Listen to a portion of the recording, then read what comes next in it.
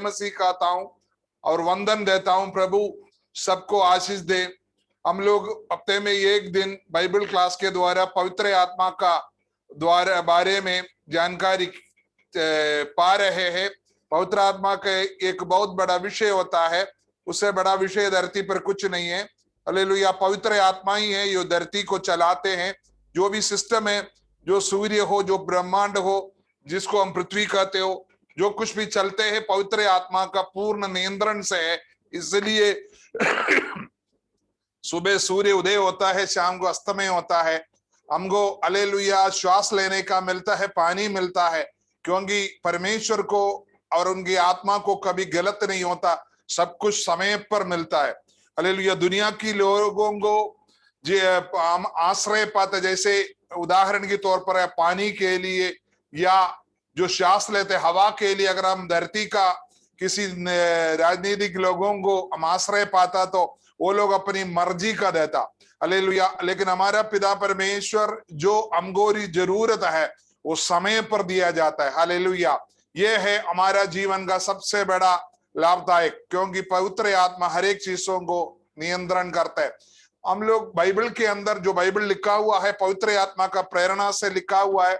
मनुष्यों को प्रभु ने प्रेरणा देकर लिखी, इसीलिए उसमें से एक भी गलती, इतनी बड़ी दुनिया हालेलुया और वैज्ञानिक लोग इतनी ऊंची शिक्षा पा लिया, लेकिन बाइबल के अंदर से आज तक एक गलती, ये बात ये जो चरित्र लिखा है, ये जो बात लिखा है गलत है करके आज तक नहीं बोल पाया, क्योंकि वो सर्वशक्तिमान की पवित्र आत्मा से लिखा। ये किताब है, स्वर्ग से गिरा हुआ नहीं है। जैसे दूसरे लोग बोलते हैं गिरा हुआ, ऐसा गिराया हुआ नहीं है। साधारण लोग, मछुआर लोग, राजा लोग और मंत्री लोग और भविष्यवक्ता लोग और वैद्य लोग, उस तरीके का अलग अलग धरती का रीति का लोग अलग अलग जगह पर अलग अलग समय पर प्रभु परमेश्वर के बारे में लिखा हुआ है। वो बात है जो हम लोग चला, तो पवित्र आत्मा के द्वारा लिखा है। इसलिए हमको ये वचन सच्चाई से और हालेलुया एकदम सभी व्यक्ति को, छोटे व्यक्ति हो, बड़े व्यक्ति हो, हर एक व्यक्ति को पढ़ने के लिए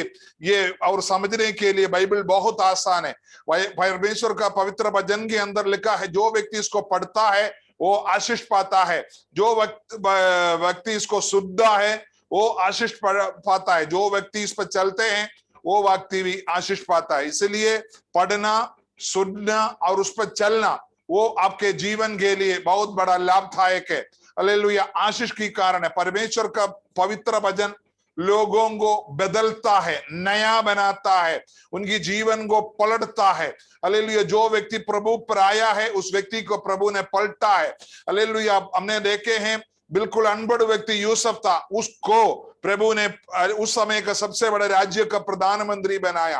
हालेलुया। उन्होंने कोई पॉलिटिकल राजनीतिक गेम खेल कर नहीं बना। हालेलुया। और सबसे बड़ा जो छोटे गरीब मतलब जो चरवा होते थे दाऊद, उनको प्रभु ने इस्राएल का राजा बनाया। उस तरीके का छोटे बड़े बहुत तेरे बात, ये सब पवित्र आत्मा से होता है। आज हम लोग जो शिक्षा पा रहे हैं मूसा के बारे में, जो पवित्र आत्मा का द्वारा चलाया वो एक व्यक्ति है मूसा। हालेलुया। मूसा जो व्यक्ति है परमेश्वर की पवित्र वचन के अंदर है। हम पिछला दिनों में मूसा का जन्म के बारे में, हालेलुया, मूसा का हालेलुया 40 साल और उनकी राजमहल में जिस महल से मूसा को मार डालने का जो जब जन्म हुआ था, मार डालने का हुक्म निकला, उसी राजमहल में प्रभु ने उसको पाला। इससे क्या संदेश मिलता है? आप जब प्रभु में हैं तो आपको कभी घबराने की जरूरत नहीं है। आपके जीवन में इस तरीके का बात आएगा, वो हो जाएगा, ये हो जाएगा, ऐसा नियम है, लेकिन आपको घबराओ मत। प्रभु, अगर आप सच में प्रभु परमेश्वर को जानकारी पा लिया तो आपका जीवन पक्का प्रभु बदल देगा। हालेलुया। उसके बाद 40 साल तक मिस्री का जो प्रभु राजा था, राजमहल में रहकर हर एक बात का जानकारी और हर एक हालेलुया अभ्यास को उन्होंने पाया। उसके बाद 40 साल हालेलुया प्रभु ने उनको हालेलुया एक मिद्यानी याचक था, हालेलुया, उसी के पास पाला गया और उनकी बेटी के साथ शादी किया, वहीं हो रहा। 40 साल के बाद प्रभु हालेलुया उनको प्रकट हुआ और प्रकट होकर परमेश्वर की जो जन है इस इब्रानी लोग, वो लोग मिस्री की गुलामी में था, वो लोगों को 40 लाख से अधिक लोग होते हैं, वो लोगों को छुड़ाने के लिए प्रभु ने उनको निकाला। तब तक मूसा बहुत ज्ञानी पुरुष था, लेकिन उन्होंने अकेला 40 साल जंगल में भेड़ बकरियों के साथ बिताने की वजह से उनका जबान थी मोटा हो गया। वो लोगों से अपनी कॉन्वर्सेशन, अपना वार्ता विनिमय, बोलचाल ठीक से नहीं कर पाता था। लेकिन परमेश्वर ने उसको एक शब्द बोला, मनुष्यों को जबान दिया हुआ कौन है? तब मूसा ने प्रभु के सामने अपने आप को समर्पण किया, अपना भाई हारून के साथ इस परमेश्वर का स्वयं जन हालेलुया अब्राहम का संतानों को उस मिस्री की गुलामी से निकालने के लिए आया। जब वो आया तो हालेलुया परबों ने उनको छोड़ा नहीं, तब परमेश्वर सच में जीवित खुदा है। उस समय परबों के मिस्री में लाखों ईश्वर का नाम होते थे, इसलिए उनके सामने हालेलुया वहां के जो ईश्वर भक्त होते थे वो लोग भी बड़े चमत्कारी करते थे। इसलिए सच में सच्चे पिता, सच्चे परमेश्वर यहोवा है करके प्रकट होने के लिए उन्होंने वहां बड़े आश्चर्य कर्मों को किया। वहां 10 विपत्तियों को उन्होंने वहां प्रकट किया। वो 10 विपत्ति के बाद 10वां विपत्ति था पहलौटों को मारना, जानवर हो या पक्षी हो या अपनी मनुष्य संतान हो। वो मिस्री की परिवारों में हर एक पहलौटा मर गया। उसी दिन रात को परबों ने इस्राएली जनों को सर्वशक्तिमान परमेश्वर को आराधना करने के लिए भेज दिया। यहां तक पिछला दिनों में हमने पढ़ा है, थोड़ा सा विस्तार से पढ़ा था। आज हम पढ़ेंगे हालेलुया वो लोग वहां से निकलने के बाद वो लोगों को प्रभु ने क्या बोला, क्या किया। पढ़िए निर्गमन का किताब 14 अध्याय उसका 1 से पढ़िएगा। यहोवा ने मूसा से कहा, इस्राएलियों को आज्ञा दे कि वे लौटकर मिग्दोल और समुद्र के बीच पही-हिरोत के सम्मुख बाल सपोन के सामने अपने डेरे खड़े करें। उसी के सामने समुद्र के तट पर डेरे खड़े करें।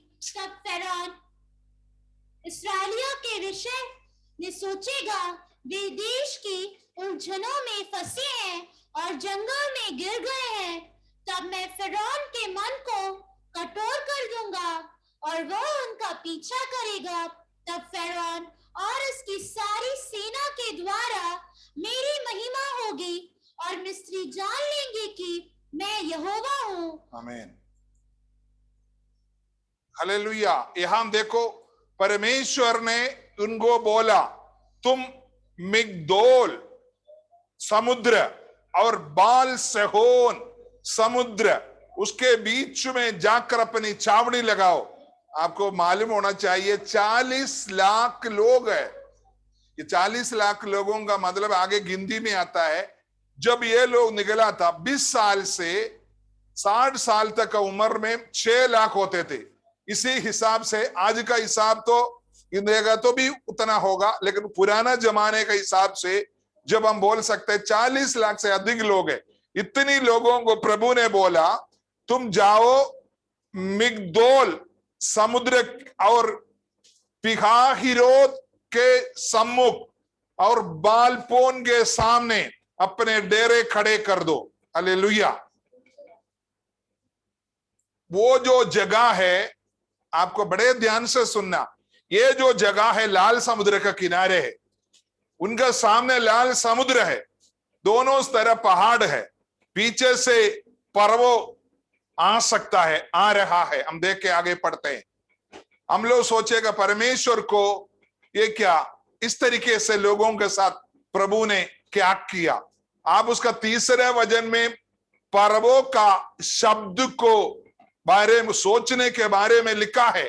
फिरौन ने इस्राएलियों के विषयों में सोचेगा कि वे देश में उलझने में हैं, हालेलुया, उलझने में बचे हैं और जंगल में गिर गए हैं, हालेलुया। पर्वों का बुद्धि में आया, ये लोग जाकर लाल समुद्र के पास जब अपनी छावनी किया तो हालेलुया बाल सहोन के और पी-हाहिरोत के नजदीक जब छावनी लगाए तो पर्वों का बुद्धि में आया हालेलुया। ये लोग क्या कर रहा है? हालेलुया। ये लोग उलझने लगा और जंगल में गिर गया। मैं आज आपको बताना चाहता हूं, उसमें से एक संदेश जो परमेश्वर को विश्वास करके जब निकलते हैं, आपकी समाज, आपकी समूह आपको अलग करते वक्त लोग बोलते हैं, आ गया बेटा, हम देखेंगे इसको, हम देखेंगे ये पलट के मेरे पास आएगा, हमारी खानदान में आएगा, इसका दमनाने के लिए हम नहीं जाएंगे, इसकी बेटी की शादी में हम नहीं जाएंगे, इसकी घर में कोई मरेगा तो हम लकड़ी नहीं देंगे। ये देखना, ऐसा पलट के हमारे पास आएगा। हम आपको बताता हूं, कुछ नहीं होगा। अगर आप प्रभु परमेश्वर पर, यीशु मसीह पर विश्वास करो, दुनिया की कोई ताकत आपको घुमा नहीं सकता। मैं इस समय एक उदाहरण बताना चाहता हूं। हमारा ये डिस्ट्रिक्ट में हुआ एक बात, बहुत बड़ा एक उदाहरण है। मैं आपको यह बताना चाहता हूं। हमारा जो डिस्ट्रिक्ट में जब प्रभु का वचन जब प्रचार हो रहा था, एक लड़की था, वो पढ़ रही थी, स्कूल में कॉलेज में पढ़ रही थी। वो पढ़ते पढ़ते यीशु मसीह को ग्रहण किया। उनकी मम्मी पापा लोग सब जो क्या बोलता है, साधारण नामधारी मिसी लोग था। ये लड़की ने यीशु मसीह को अच्छे से जाना, पेंतकोस्त कलीसिया में शामिल हुआ, पिता पुत्र और पवित्र आत्मा के नाम पर बपतिस्मा ले लिया और प्रभु के वचन के अनुसार जब चलने लगा, तो जब इनकी पापा को बड़ा गुस्सा आया, क्योंकि ये हमारी समाज छोड़कर चला गया, हम इस समाज को और उसकी लड़की, उनकी बेटी की बड़े बेइज्जती किया। और बेटी से पूछने लगा, पापा बेटा तुम्हारी शादी कैसे हो, तुम बढ़ते आ रहे हो, तुम ये समूह में जाएगा तो ये तो पिछड़े वर्गों का समूह है, गरीबों का समूह है, तुम यहाँ जाएगा तो कौन आएगा तेरे को। उस तरीके का एक सोच था लोग इसमें। हर एक जो समूह का लोग है, लोग ने उनकी पापा का सोच में ऐसा था। वो पापा ने उसको बोला, तुमको शादी करने के लिए आएगा। तब बेटी ने बोला, पापा अच्छे लड़का आएगा, अच्छे खानदानी लोग आएगा, हम आप जो हमारे शादी कराएगा उससे भी बढ़कर आपकी शादी कराएगा बोला। तब ये पापा मजाक में अपनी बेटी की बेइज्जती करने के लिए बोला, हाँ अभी तेरे लिए आ रहा मजिस्ट्रेट शादी करने के लिए, उसको बेइज्जती किया। तब वो लड़की ने बोला, पापा अगर आज तुम सबके सामने, परिवार के सामने ये कह दिया मुझे मजिस्ट्रेट शादी करने आएगा तो तेरी मुंह सच्चा होगा, देखना तुम्हारी सामने ही मेरे शादी मजिस्ट्रेट से ही होगा। हालेलुया। मैं आपको बताता हूं, वो लड़की पढ़ा, आगे ग्रेजुएट किया, पोस्ट ग्रेजुएट किया, अच्छे डिग्री प्राप्त किया, कहीं कॉलेज में कहीं एडमिशन पाया, टीचर का नौकरी किया। एक दिन उस डिस्ट्रिक्ट का एक क्रिश्चियन मजिस्ट्रेट था, उस कॉलेज में कोई फंक्शन में आया, ये लड़की को देखा, इससे मिला, बात किया, उसी लड़की से प्रपोजल किया और उस लड़की से शादी की। हालेलुया। अगर प्रभु का लोगो, मैं आपको बताता हूं, अगर आपको कोई मजाक करते हैं, अगर कोई आपको बोलते हैं तुम्हारी शादी किससे होगा, अगर तुम्हारी बेइज्जती अगर कोई करता है, कोई तेरे को निकम्मा ठहराता है, तेरे को समूह से बाहर करता है, तो तुम डरो मत, घबराओ मत। तुम जिसके नाम को लेकर निकला वो सर्वशक्तिमान परमेश्वर है, वो सर्वव्यापी है, वो सर्वज्ञानी है, वो परम प्रधान है। तुम्हारी जीवन का, तुम्हारी उपजीवन का सब कुछ वो करेगा। हालेलुया। अपनी हाथ उठाकर उस परमेश्वर को एक बार आप धन्यवाद करो, धन्यवाद करो, विश्वास के साथ धन्यवाद करो। तुम्हारी जीवन में अद्भुत कार्य ही प्रभु करेगा, कभी तुमको पीछे मुड़ने की जरूरत नहीं पड़ेगा। आज तक ऐसा ही हुआ है। ये परबों ने सोचा, ये लोगों ने लाल समुद्र के किनारे पर जब छावने लगे तो बस ये लोग उलझने लग गया, ये लोग गिर गया जंगल में। अभी मैं जाऊंगा अपनी रथों के साथ, बड़े बड़े अपनी पूरी सेनाओं के साथ इसके पीछे करूंगा और इसको मैं खत्म कर दूंगा, क्योंकि इन्होंने हमारी सब पहलोटों को, हालेलुया, इनके द्वारा विपत्ति होकर हमारी देश पर भी पहले हर एक लोग मर गया। आपको मालूम है परमेश्वर इनको उलझने के लिए, गिरने के लिए नहीं भेजा। और जो प्रभु ने इनको दूध और मधु बहने वाला देश कनान देश की ओर ले जा रहा है। कनान देश में इनको ले जाने के लिए बहुत नजदीकी रास्ता है। आपको मालूम है जब वहां से 400 साल पहले जब कनान देश में याकूब अपनी संतानों के साथ रह रहे थे, यूसुफ ने अपनी रथों को भेजा था अपनी पप्पा को लाने के लिए। 430 साल पहले भेजा था। उस समय रथ जाने वाला रास्ता होता था, पादा होता था, हाईवे होते थे उधर। लेकिन इन्होंने उस जगह से इसलिए नहीं भेजा, उस जगह के किनारे में अमोनिया लोग और फिलिस्तिया लोग का निवास है। वो लोग इस्राएली लोगों को विरुद्ध झगड़ा कर देगा, युद्ध कर देगा। जब युद्ध को देखकर हमारी इस्राएली लोग हालेलुया कभी युद्ध नहीं किया, उन्होंने सिर्फ वहां काम किया है, इसीलिए परमेश्वर ने उस जगह से नहीं भेजा। प्रभु को कोई गलती नहीं हुआ। इससे मैं आपको एक संदेश बताना चाहता हूं। आप सोच रहे होगा परमेश्वर के सामने गिड़गिड़ाते प्रार्थना करते भाई कोई भी चीज के लिए, पिताजी आप ये क्यों नहीं देता, आप क्यों नहीं देता, आप क्यों नहीं देता करके आप प्रार्थना करते कभी कभी। हालेलुया। प्रभु को मालूम है आपकी योग्यता, प्रभु को मालूम है आपकी शारीरिक शक्ति और क्षमता। जो प्रार्थना आपने किया अगर वो तुरंत देता, हो सकता है उसके द्वारा आप खत्म हो जाएगा, आपका भविष्य खत्म हो जाएगा, आपका घर खत्म हो जाएगा, आपके बच्चे लोग खत्म हो जाएगा। दुनिया का लोग हालेलुया, दुनिया का लोग हालेलुया आपका विरुद्ध हो सकता है। प्रभु को मालूम है मेरे बच्चे को किस तरीके से कब ले जाना है। और प्रभु आपकी प्रार्थना के द्वारा आपको परखता भी है, आपका विश्वास को भी परखता है। यही इस्राएली जनों का साथ ऐसा ही हुआ। आपको मालूम है 20 साल से ऊपर को कम से कम 30 लाख लोग होते थे। जब कनान देश में जब ये लोग प्रवेश किए, इसमें से एक को भी लोग मतलब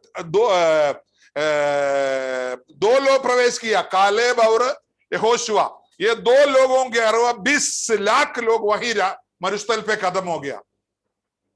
इसका मतलब इनको प्रभु जहां से परवों का रथ याकूब को लेने गया उसी देश से कनान देश पे ले जाता तो क्या होता, ये लोग वहां जाकर प्रभु की नाम की बदनाम कर देता। इसलिए प्रभु ने इनको इस लाल समुद्र के उधर से भेजा। मैं आपको बताता हूं, आपके जीवन में आप प्रार्थना करने वाला कोई भी विषय परमेश्वर जल्दी नहीं देता तो आप गुस्सा ना होइए, प्रभु को छोड़ कर ना जाइए। प्रभु का समय पर प्रभु देगा। कल आपने सुन रहा था ना, प्रभु का दास वो अच्छे तनखे लेते थे लेकिन अपनी घर को बनाने में उसको 10 साल पहले उन्होंने बनाया। मैं आपको आज बताना चाहता हूं परमेश्वर आपका परमेश्वर है, अब आपका पिता है। आपको जो जरूरत है वो समय पर आपको देगा, लेकिन जब वो आपको उसको पाने तक आपको प्रभु बनाता है, आपको शारीरिक क्षमता देता है, आपको शक्ति देता है, आपको बल देता है, आपको प्रभु हालेलुया प्रभु का अभिषेक देता है। हालेलुया।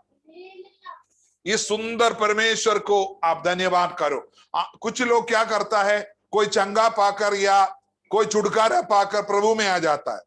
प्रभु में आने के बाद ये लोग क्या करता है कि दोबारा ऐसा बीमारी जब उनके जीवन में जब होते हैं तब वो क्या करता है, ये लोग पीछे हट जाता है। मेरा प्रार्थना विषय नहीं हुआ, मेरा वो नहीं हुआ, मेरा ये नहीं हुआ करके ये लोग बोलकर प्रभु से चले जाते हैं।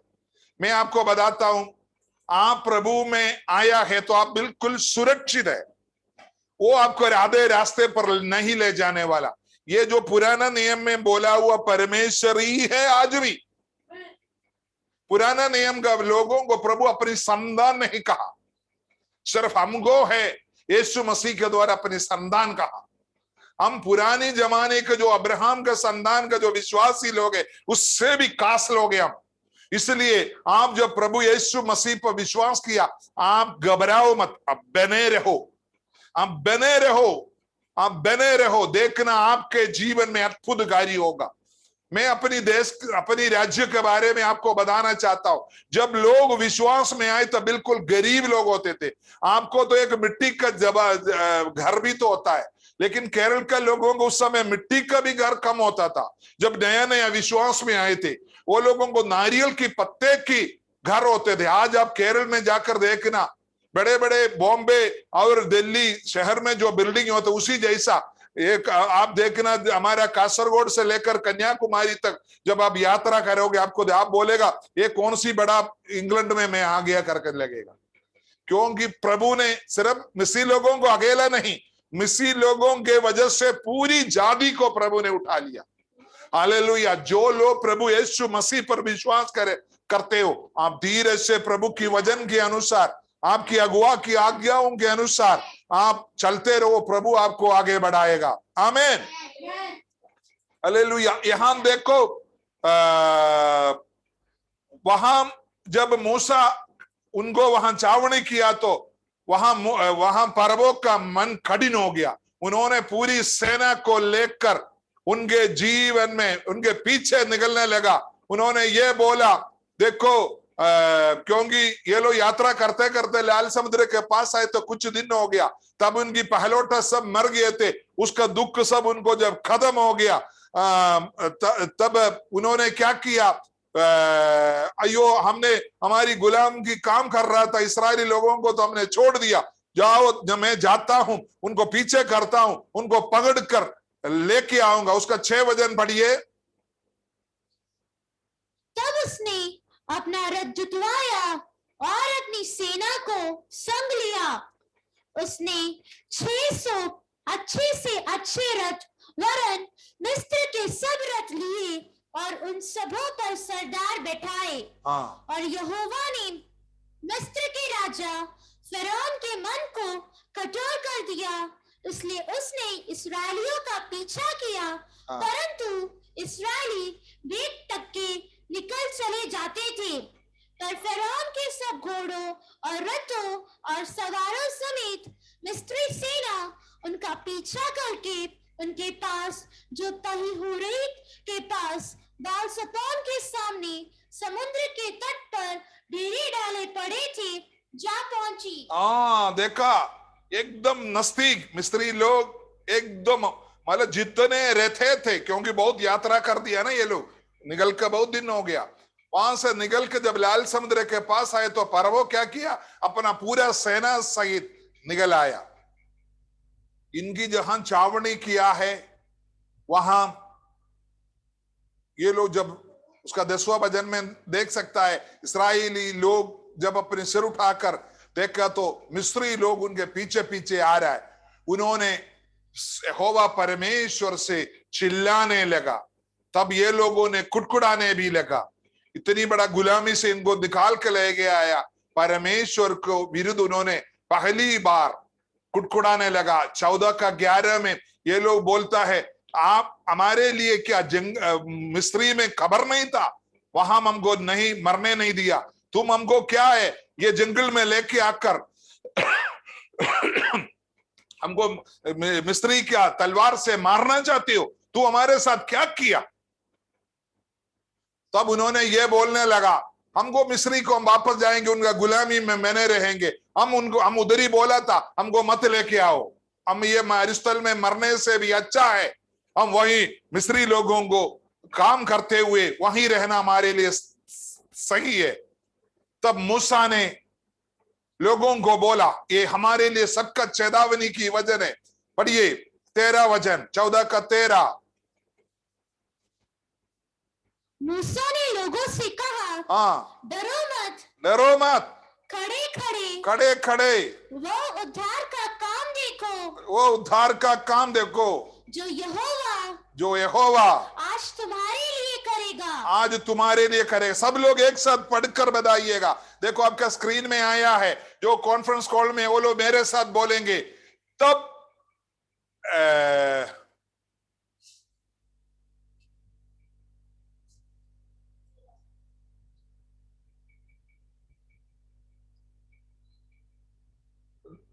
मूसा ने लोगों से कहा, आप लोग सब मेरे साथ कहोगे, डरो मत, खड़े खड़े वह उद्धार का काम को देखो जो यहोवा आज तुम्हारे लिए करेगा, क्योंकि जिन मिस्त्रियों को तुम आज देखते हो उनको फिर कभी ना देखोगे, फिर कभी ना देखोगे। सब लोग एक साथ फिर एक बार कहेंगे, डरो मत, खड़े खड़े वह उद्धार का काम देखो जो यहोवा आज तुम्हारे लिए करेगा, क्योंकि जिन मिस्त्रियों को तुम आज देखते हो उनको फिर कभी ना देखोगे। Hallelujah, hallelujah. जब आपके जीवन में शैतान की कोई भी चेतावनी आता, ये वचन को अब दोहराना, ये मिस्त्री को मैं दोबारा कभी नहीं देखूंगा। आमीन। हमारा परमेश्वर आपको बोला मत डरो। हर एक को बोलता, जो मसीह में आया हर एक व्यक्ति को परमेश्वर कहता है मत डरो, मत डरो, मत डरो। तुम ये मिस्त्री को जो तेरे पीछे आ रहा है वो कभी नहीं देखोगे तुम, वो तुम्हारे जीवन को उनकी हाथ में सुरक्षित है। तुम मत घबराओ, तुम्हारे सामने लाल समुद्र है, तुम उसमें नहीं डूबेगा। पढ़िए यशायाह नबी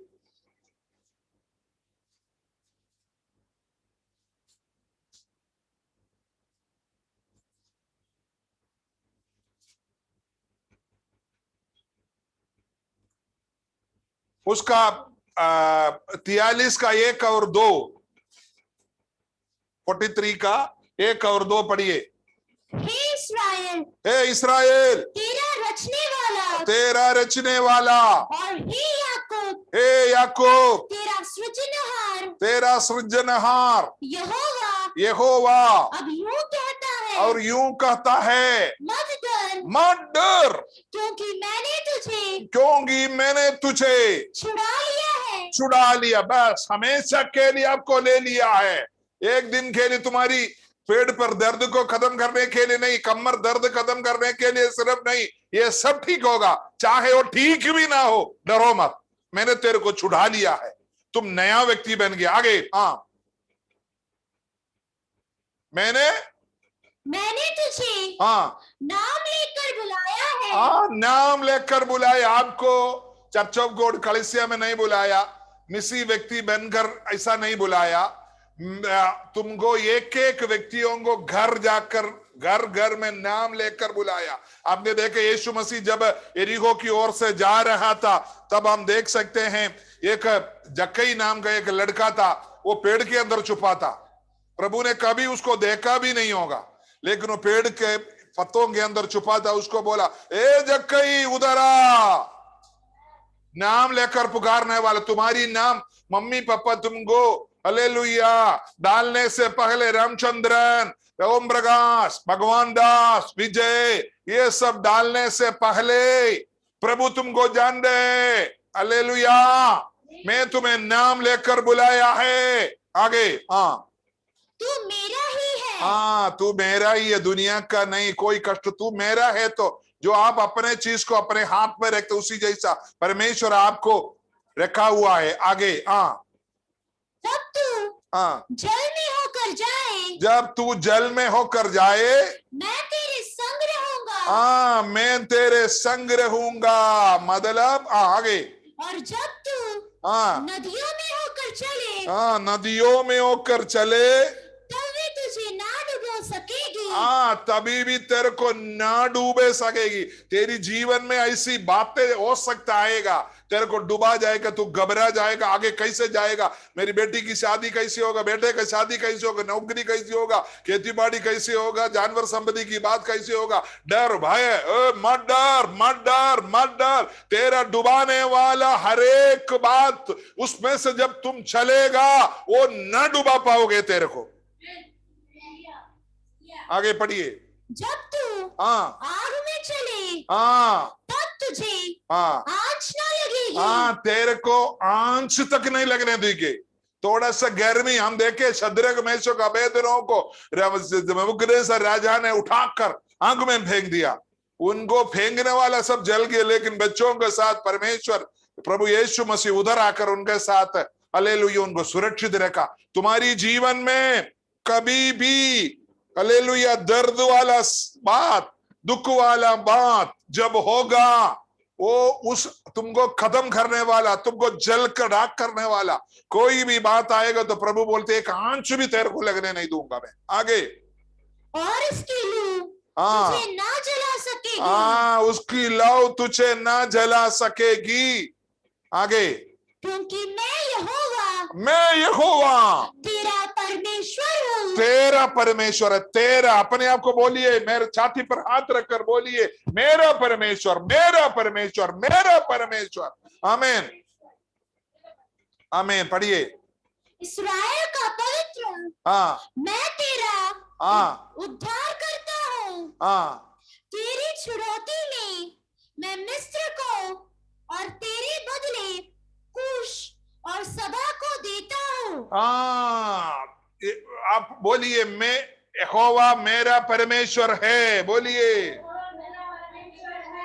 इस्राएल का पवित्र परमेश्वर मेरा उद्धार करता है। बोलिए, इस्राएल का पवित्र मेरा उद्धार करता है। आमीन, आमीन, आमीन, आमीन। जो लोग आमीन बोलेगा ना, उनके साथ ऐसा ही होगा। आप मत समझना इधर एक मद्रासी पास्टर बैठकर ऐसा चिल्ला रहा, ऐसा नहीं है।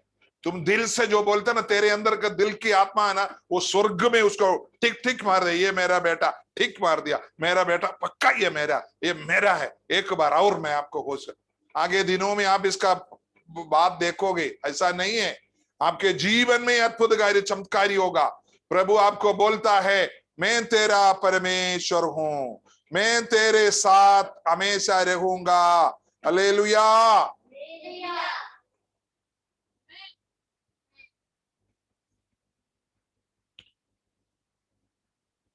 उसका 14 वचन पढ़िए, 14 का 14, निर्गमन 14 का 14।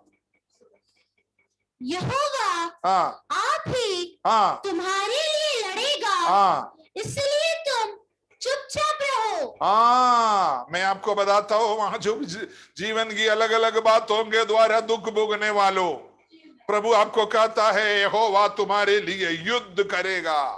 युद्ध यहोवा का है, युद्ध यहोवा का है। आपको युद्ध नहीं करना। आपकी जीवन में ये बात नहीं हो रहा होगा, आप घबरा रहे होगा, यो मेरी शादी कैसे होगा। अरे शादी तेरा थोड़ी होना, प्रभु की बेटी की होना है। प्रभु की बेटी की शादी होना है, तुम्हारी शादी नहीं। इसलिए तुम हालेलुया घबराओ मत, तेरे लिए हालेलुया। पढ़िए व्यवस्था विवरण 3 का 22 पढ़िए। उनसे ना डरना, हाँ, क्योंकि जो तुम्हारी ओर से हाँ, लड़ने वाला है हाँ, वो तुम्हारा परमेश्वर हाँ। यहोवा है। तुम्हारी जीवन की संघर्ष से तुम डरो मत। तुम्हारी बात प्रभु की बात है। तुम्हारी बेटी की इच्छा, तुम्हारी बेइज्जती मेरी प्रभु की बेइज्जती है। तुम्हारी जीवन की कमजोरी तो मेरी प्रभु की कमजोरी है।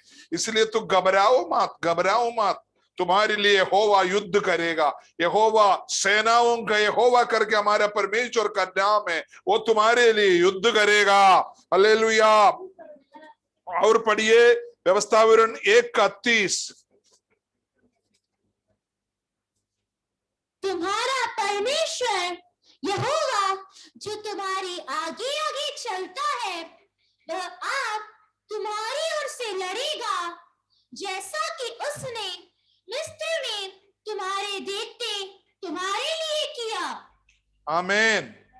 नहम्या 4 का 20 भी देखना। देखा, यहां बोल रहा है हालेलुया, परमेश्वर आपके लिए युद्ध करे। हम लोग क्या करते हैं, कोई बात है तो तुरंत हम लोग युद्ध करना शुरू हो जाते हैं।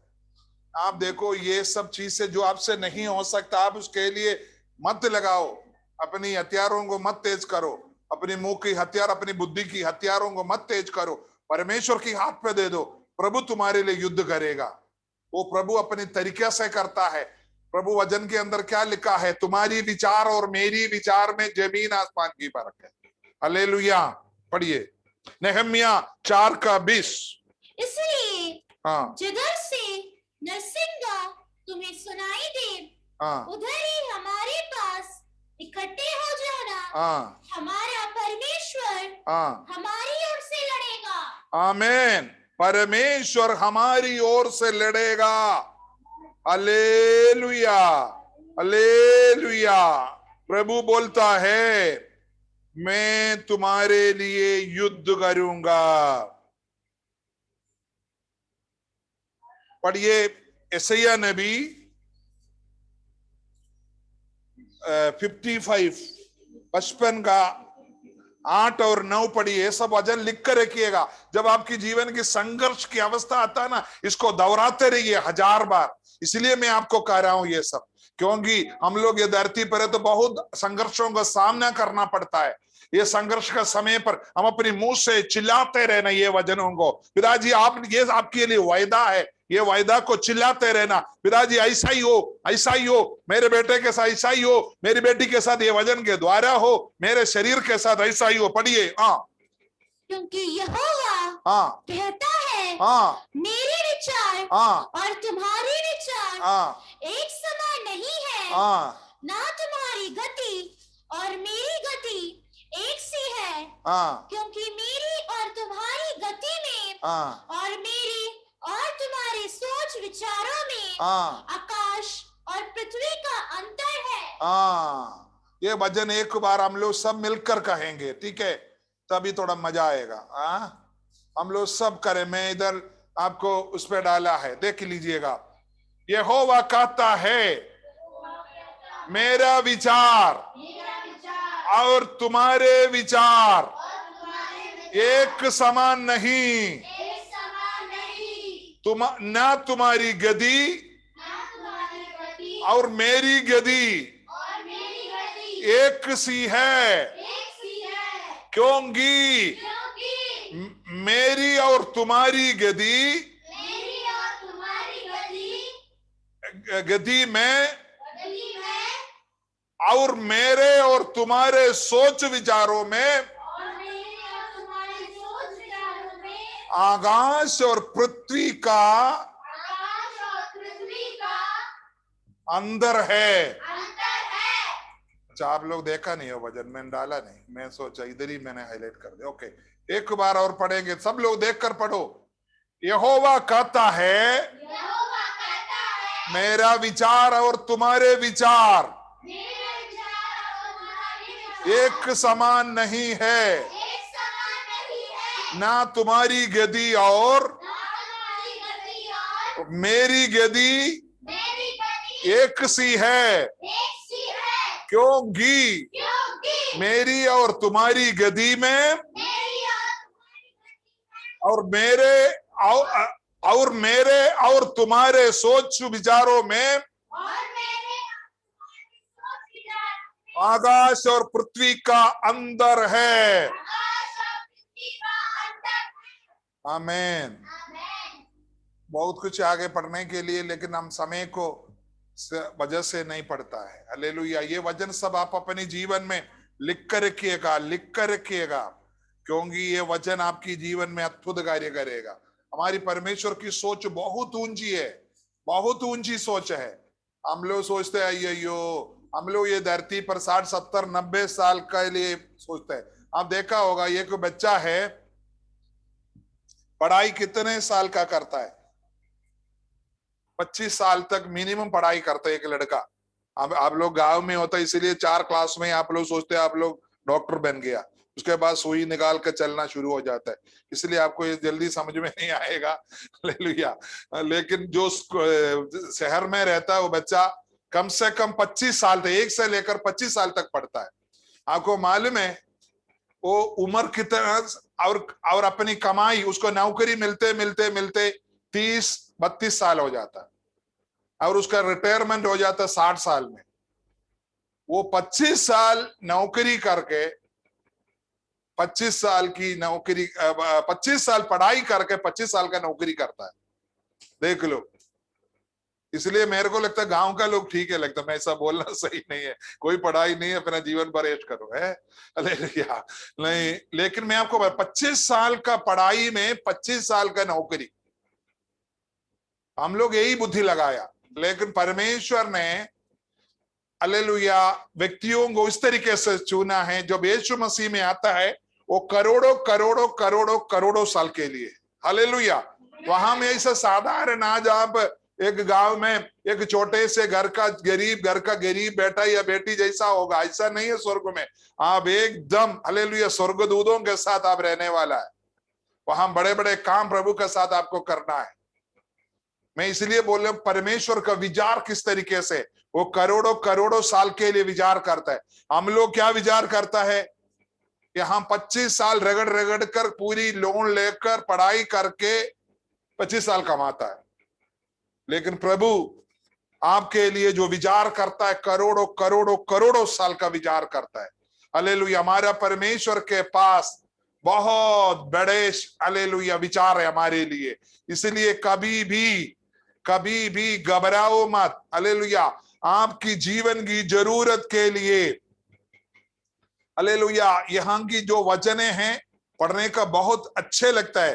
निर्गमन का किताब में मैं हालेलुया एक बार आपको उसको पढ़ना चाहता हूं। आज देखा मिस्त्री को तुम कभी ना देखोगे, परमेश्वर तुम्हारे लिए युद्ध करेगा, लेकिन एक काम तुमको करना है।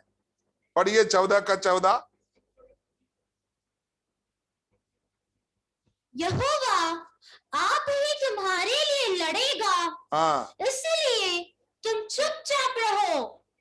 बस कृपा करके मसीह लोगों चुपचाप रहो, ये आपको करना है।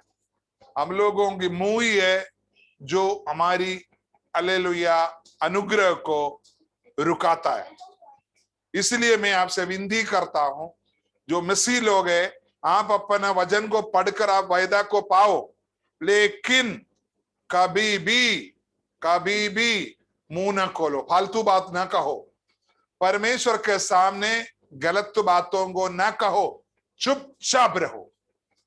प्रभु आपके लिए युद्ध करने वाला, उन्होंने आपको वायदा किया है, तू पानी में जाए या नदी में जाए या तू कहीं भी जाए,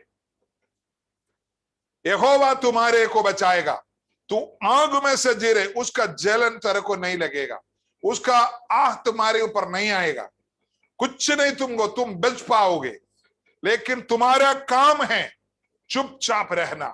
युद्ध करने के लिए हम लोग फौज में होते थे, युद्ध के लिए जब सेना को आगे निकलता है, वहां मतलब 100 लोग तक 90 लोग तक एक साथ खड़े रहता है। ये एक व्यक्ति है जो बोलता है, ऑर्डर आदेश देता है, आगे बढ़ो जवान, ऐसा जब बोलता है आगे बढ़ना पड़ता है। अगर आप सब पड़ोसी की हालचाल पूछते रहेगा, मोबाइल में जो देखा हुआ बातों को तुम बोलते रहोगे, तुमको कमांडर का आवाज को तुम नहीं पहचान पाओगे।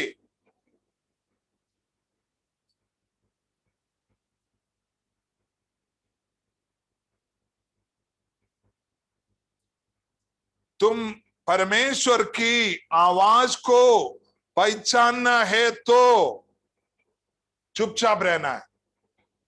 जो आपकी बातें हैं आप प्रार्थना और विनती के साथ परमेश्वर के हाथ में देते रहो, बस फालतू बातें नहीं करना धरती का लोगों की तरह। तुम प्रभु की बेटा है, तू परमेश्वर की संतान है, तू घबराने की जरूरत नहीं है, तुम्हारे लिए लड़ने के लिए यहोवा खड़ा है।